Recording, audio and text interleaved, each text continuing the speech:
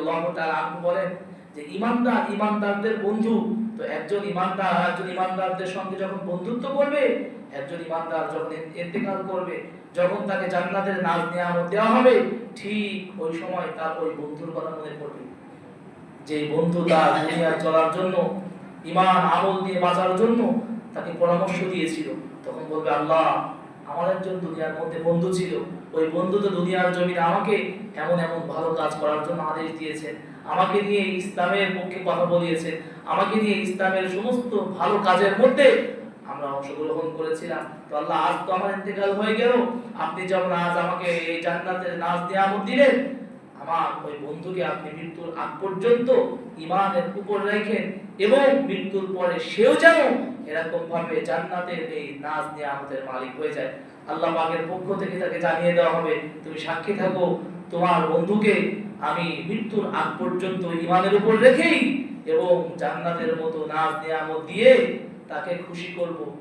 এটা দেখে তুমি আনন্দিত হবে, তুমি কখনো কষ্ট পাবে না। সুবহানাল্লাহ বলেন। আল আখিল্লাহু বা'দুহুম ইয়াওমাইদিন বা'দুহুম লিবা'দ। সেদিন একজন আরেকজন দুনিয়ার বন্ধুই তার কাল হয়ে দাঁড়াবে। এই দুনিয়ার এই বন্ধুই আপনাকে জাহান্নামে কিভাবে দিবে?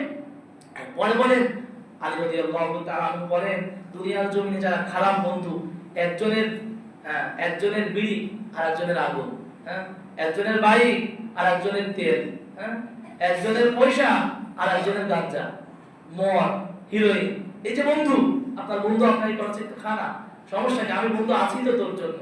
তো আল্লাহ তাআলা কোরআন কারীমের মধ্যে বলেন, এই বন্ধুই তোকে শত্রু হয়ে যাবে। আলী রাদিয়াল্লাহু তাআলা আনহু বলেন যে মৃত্যুর পর ওই খারাপ বন্ধুর মৃত্যুর পর সে আল্লাহকে বলবে, আল্লাহ, আমি আমার ওই বন্ধুর জন্য আমি কিছু করতে পারি না, আমি আজ খারাপ পথে ছিলাম, তো আমি তো আজ দুনিয়ার জমিন থেকে চলে এসেছি, আমি যেমন এই জাহান্নামের মধ্যে আমার বন্ধুকে মৃত্যুর আগ পর্যন্ত তুমি যেন ঈমানের দৌলত দান করো না, তাকে যেন তুমি হিদায়াত দিও না, এবং মৃত্যুর পর সেও যেন আমার সাথে এইরকম জাহান্নামের মধ্যে সাক্ষাৎ করতে পারে।